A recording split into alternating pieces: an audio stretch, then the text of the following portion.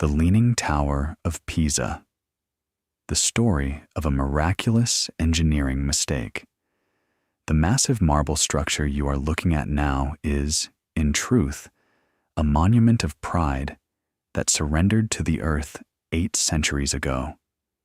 If the laws of nature had fully prevailed, this tower would have long since collapsed into ruins. Yet sometimes, a mistake can transform into history's most iconic miracle. Prepare yourself, because today we descend into the depths of the ancient world to uncover the true story of that impossible tilt rising from Italy's soft ground, the Leaning Tower of Pisa, a story written in blood, sweat, and mud. Pisa's grandeur and the first foundation. Our story begins on a hot August day in 1173 in the Piazza dei Miracles as a testament to the victories the Republic of Pisa had achieved at sea. At that time, Pisa was one of the most powerful port cities in the Mediterranean, and it needed a magnificent bell tower to crown its glory.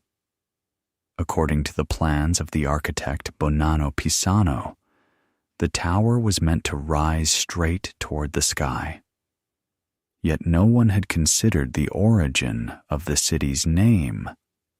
The word Pisa, derived from Greek and meaning marshy land, had already sealed the fate of the ground chosen for the tower from the very beginning. Geological disaster and the halt of construction. When the tower had barely reached its 3rd level, the ground on the southern side began to sink due to the layers of sand and clay left behind by ancient riverbeds beneath it. At that very moment, wars broke out. The Italian city-states turned against one another. Funding was cut off. Construction came to a complete halt for nearly 100 years. This forced pause was, in fact, the tower's salvation.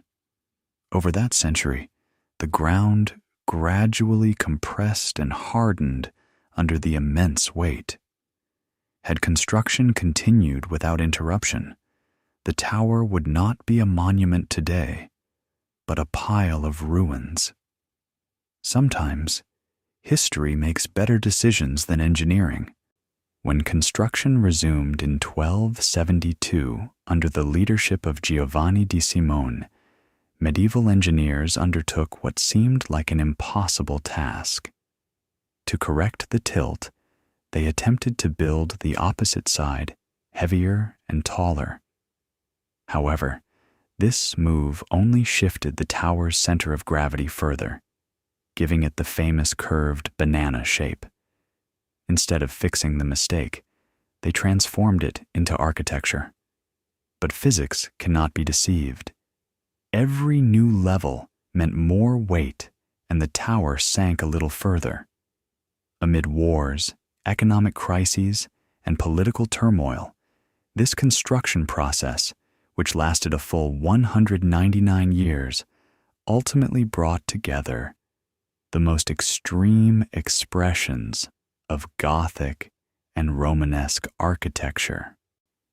Scientific evidence shows that the soil layers beneath the tower are so soft that seismic waves do not vibrate at the same frequency as the structure. As a result, during earthquakes, the tower does not collapse, but almost seems to surf upon the ground. The legend that Galileo Galilei conducted his gravity experiments from the top of this tower transforms it from merely an architectural mistake into a laboratory where the birth pains of science were endured. Behind every marble column lie the harsh working conditions of the Middle Ages and the labor of thousands of workers. the tower has continued to surrender a few more millimeters to the earth each year since the day it was built. By the time of the major restoration in the 1990s, it had already exceeded the threshold of collapse. Engineers carefully excavated the soil from the northern side, gradually returning it to the angle it had in the 19th century. Today, the structure standing before us is the most tangible proof of humanity's stubborn struggle against nature and of the truth that imperfections can sometimes endure longer than perfection itself. If the Leaning Tower of Pisa had been flawless and perfectly upright, would it have left such a profound mark on the world? In your view, what makes a work of art or a human life truly valuable? Perfection, or the struggle to remain standing despite every flaw?